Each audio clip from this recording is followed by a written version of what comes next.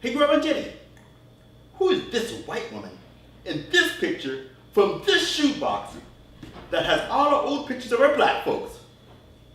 Well, Andre, that's my grandmother, Jennie Lindsey. My mama named me after her.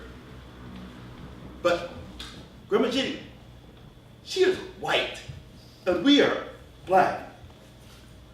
Well, Andre, my grandmother, Jennie, was a mulatto house slave at a tobacco plantation before the Civil War. Her mother was a mulatto, and her father was Irish. Doesn't make me a black Irishman? I hardly think so, Andre. I hardly think so. Ugh. She looks like an ugly white boy in drag. What happened to her head? Let me tell you the story of the black cat.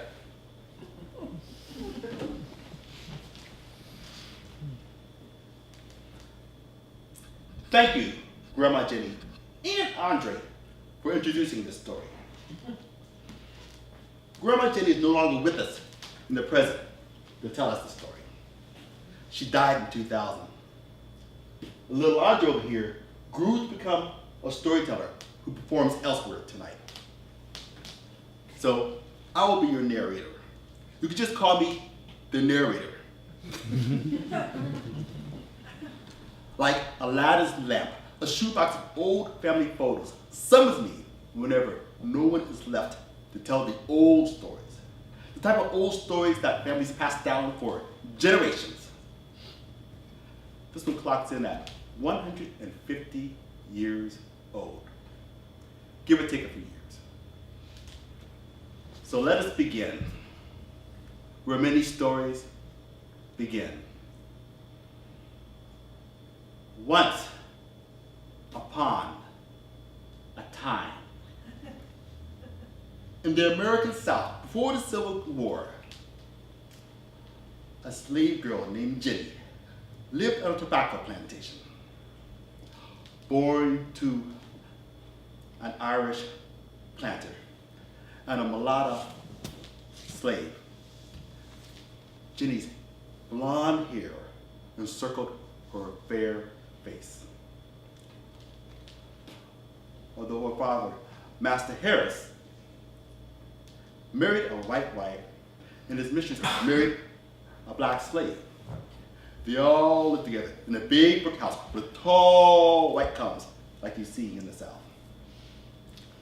If Master Harris's wife disapproved of his living arrangements, she dared not show it. Instead, she taught Jennie how to read and write. Light-skinned Jennie and her mammy never labored in the tobacco fields with the dark-skinned slaves. Instead, they served as house servants in the big house. Jennie's mammy cooked, while Jennie served as the upstairs maid. But Jennie awoke early in the morning, walked to the kitchen, closed the stove door, her mammy left open the light for her to warm the house. Clunk, wood, clunk, clunk, matches. And lit the wood burning stove so her mammy can begin another day of cooking.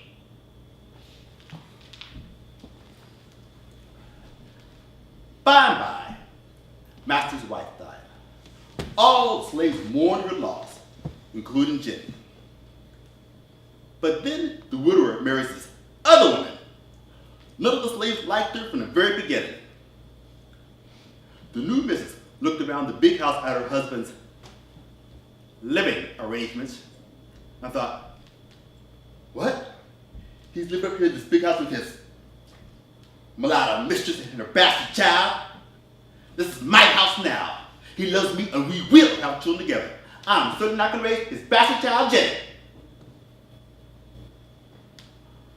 One evening, Mrs. suggested to her husband, honey, is it possible for Jennie and her mammy to move out of the big house to the slave quarter? We can get new house slave.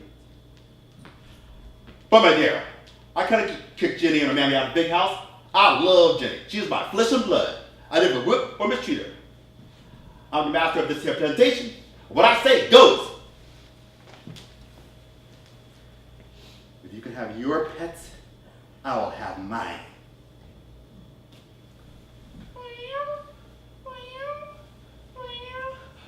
Oh, aren't you the most adorable little black cat?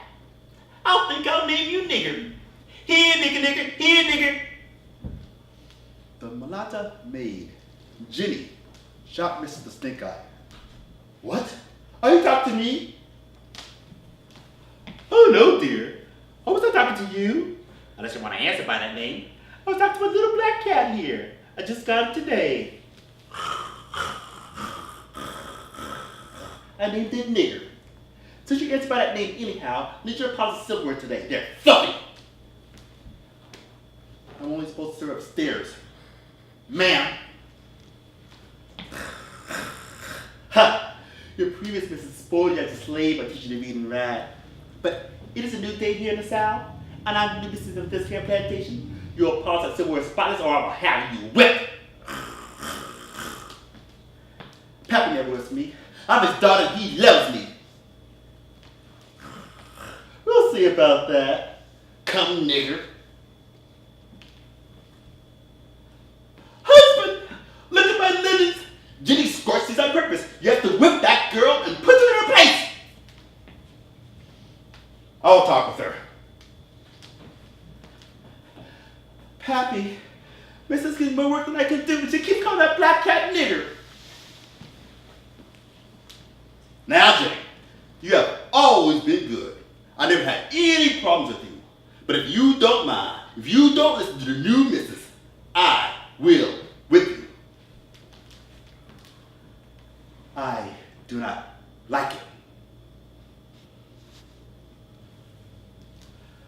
The black cat named Nigger developed a habit.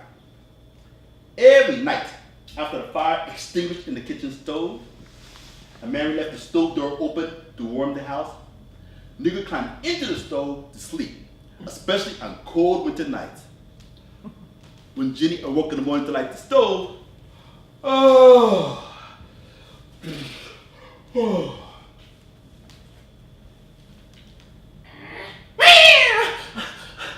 Scat cat! One of these days you are going to get it!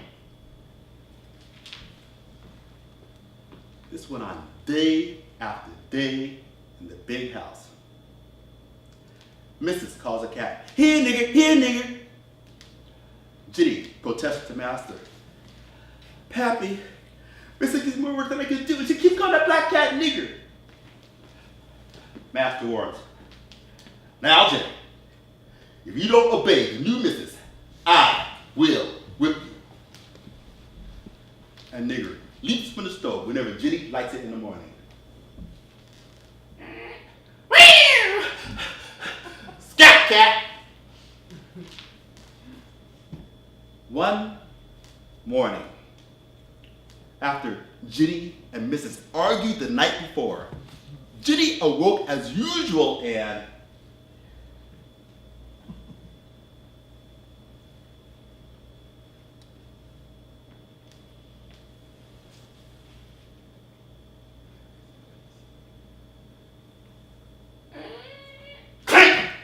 I got you now. Clunk, clunk.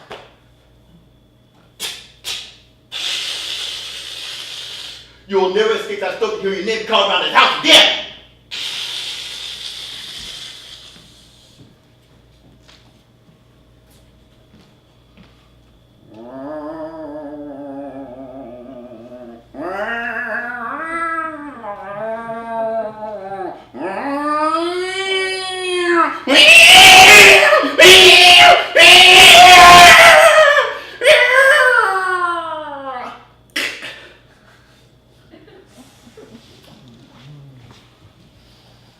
Mrs. awakes. Nigger, is that you? Here, nigger, nigger, here, nigger. Whew! What's that horrible birdie smell? Oh no! Oh no! Oh no! The kitchen stove! Ah! Towel.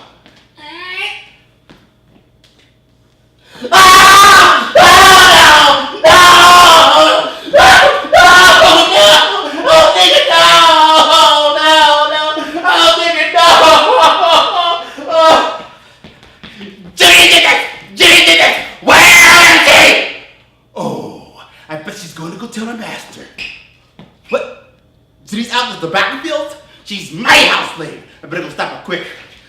All right. Come here, you. You are going to get it now. Let go of my arm. Let go of my arm. Slap. You better not whip me. You better not whip me. Oh, no, dear. I will not whip you. But my husband, your master, will. Ah. I see him coming in from the fields now. I am going to tell him. Help! Help! Jennie burned Nugget in the stove! Jennie burned Nugget in the stove! I wanted to whip her, but you wouldn't listen to me. Now she burned up my cat. I will talk with her.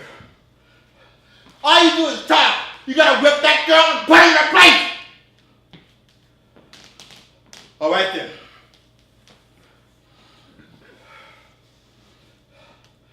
Jennie!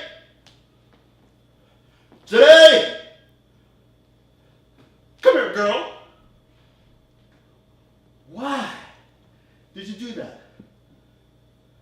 You know how much Mrs. loves Nigger. Nigger that did anything to you. Now you know that was wrong. I know. But Mrs. started first. No, Sister Jennie. I told you you had to obey the new missus. I'm afraid, Jennie, that I'm going to have to whip you. Let's go to the barn. You know I do not want to hurt you. Please don't whip me. Please don't whip me. Come on, Jennie. Let's go to the barn. You know I do not want to do this. Jennie! Jennie!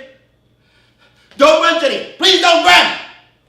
Jennie ran through the tobacco fields. The slave looked up from the roads and watched the chase as it widened between master and slave, father and daughter. Stop, Jennie! Stop! Damn her! Master picked up a hatchet from the wood pile and hurled it at Jennie. Whack! The hatchet struck Jennie in the back of the head. She screamed and fell to the ground. Oh, Jennie! Oh, Jennie! Oh, God! Oh! The blood! The blood! Help! Help! Somebody write it down quick to the doctor! Oh, Jennie, where's your blood? Oh, Jennie! I'm gonna get you the best help I can find. Oh, Jennie, I take you back to the house. Oh, Jennie! Oh, Jennie! Master paused and glared at the missus, who just stood there. The master put Jennie to bed. Oh, God! Oh, God! No, God! Oh, God! Please, God! Please, please, please! Oh, God! Oh, God! Oh. Jennie! Jennie! I'm so sorry, Jennie. I didn't mean to do it. I'm gonna make it up to you somehow.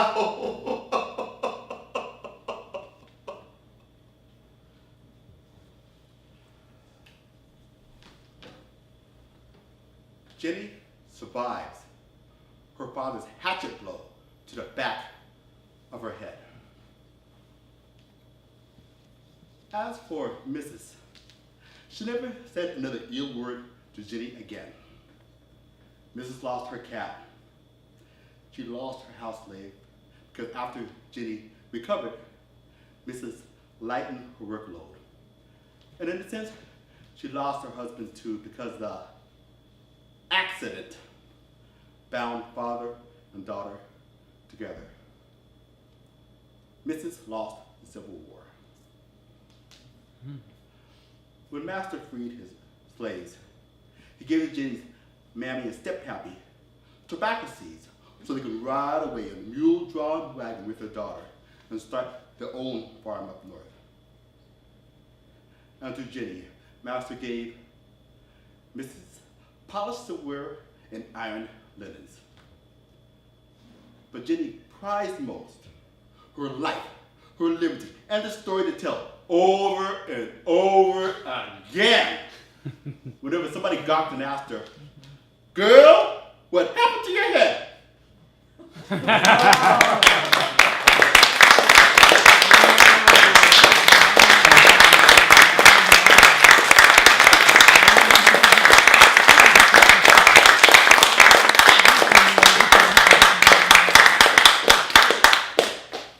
This concludes this narrator's narration of the story. We will now return to Grandma Jennie and Andre in the past to bring the story full circle.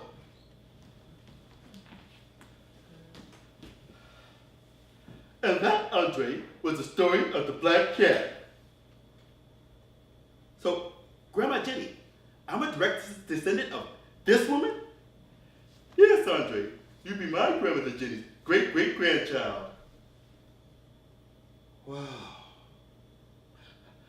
I like to find about the axe the best. Whoosh, whoosh, whoosh, whack. Ah! Look out for that picture, Andre. It is over 100 years old. Sorry, Grandma. Most folks only remember the part about the axe. Oh no, Grandma Jennie. I'm gonna write the whole story down in my diary tonight. Darn it! I should have tape recorded you telling your story. I never know when you're gonna spring one of your old stories on me. There'll be other times, Andre. There'll be other times. Wow. Jennie Lindsey.